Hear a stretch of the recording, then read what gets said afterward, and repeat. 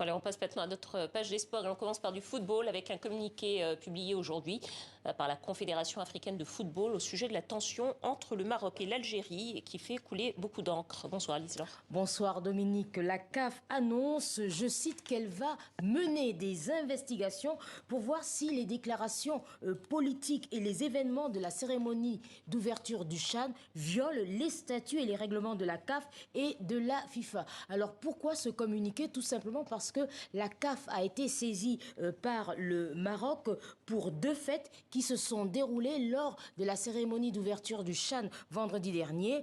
Tout d'abord, elle estime que ses supporters ont été, durant cette cérémonie, victimes de racisme et elle dénonce les propos de Zwelivelile Mandela, petit-fils de Nelson Mandela, qui a déclaré, je cite, « Nous ne devons pas oublier qu'une dernière colonie est présente en Afrique, le Sahara occidental », des propos qui ont été considérés comme une nouvelle provocation donc par le Maroc, absent, comme on le dit ces derniers jours, de cette compétition pour n'avoir pas obtenu d'Alger l'autorisation de survoler son territoire. La tension monte donc entre les deux pays et à ce jour, en ce moment, la CAF ne donne toujours pas de date pour les conclusions de cette enquête. Et puis toujours à propos du CHAN, Lise-Laure, l'arrivée en Algérie de Samuel Eto'o, où il n'a pas que des amis, on peut dire ça comme ça. Oui, on peut dire ça comme ça, mais après les dernières images, effectivement, à Doha, du président de la FECAFOOT, la Fédération camerounaise de football, qui avait, souvenez-vous, répondu violemment à un youtubeur algérien qui l'avait agressé,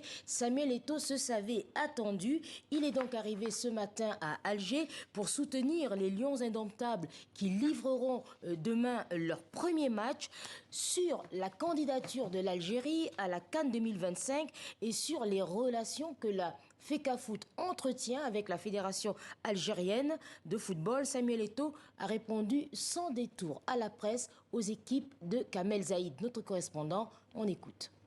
Quand vous vivez en famille, il y a des moments de haut, il y a des moments de bas.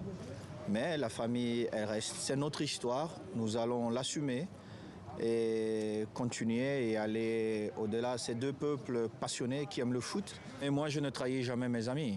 Je trahis jamais mes amis. L'Algérie a été aux côtés du Cameroun.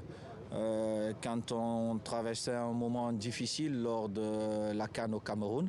Et il est du devoir du président de la Fédération camerounaise de football, en retour, d'être du côté du président de la Fédération algérienne de football. Voilà, et puis sur le terrain, au programme de ce championnat d'Afrique des Nations, une seule rencontre dans le groupe C en raison, on venait de le dire, de l'absence du Maroc. Le Madagascar affronte donc en ce moment le Ghana. Le match est en cours et donc à la mi-temps, les Barréas menés par 1-0. Et puis en France, en Ligue 1, Lise-Laure, Angers a encore perdu aujourd'hui. Le club français, donc, dans lequel évoluent deux internationaux marocains qui ont brillé au dernier mondial. Effectivement, demi-finalistes au mondial au Qatar, les Lions de l'Atlas, Ounaï et Bouffal, sont pourtant derniers de Ligue 1, battus aujourd'hui une nouvelle fois à domicile par Clermont Foot, 2-1. 11e défaite d'affilée pour Angers. Sofiane Bouffal a pourtant réduit le score en fin de match. Angers va-t-il réussir à conserver ses mondialistes, notamment le milieu de terrain Bouffal, très convoité en Europe, tout comme Ounaï, son équipier? Écoutez la réponse de l'entraîneur d'Angers, propos recueillis par Karim Baldé. Les sollicitations, elles sont là, elles existent. Voilà, il faut que les trois parties soient d'accord. À partir du moment où les trois parties seront d'accord, voilà, s'il doit nous quitter, malheureusement, ça veut dire qu'on aura bien travaillé aussi, que Sofiane, s'il peut nous donner un coup de main sur les matchs qui arrivent, avant de partir, voilà, c'est tout le mal que je lui souhaite en tout cas. Mais voilà, c'est un garçon qui s'implique, qui montre qu'il aime le club, c'est aussi un enfant du SCO et ça c'est intéressant. Merci beaucoup Lise-Laure. Merci. Je vous dis à la semaine prochaine.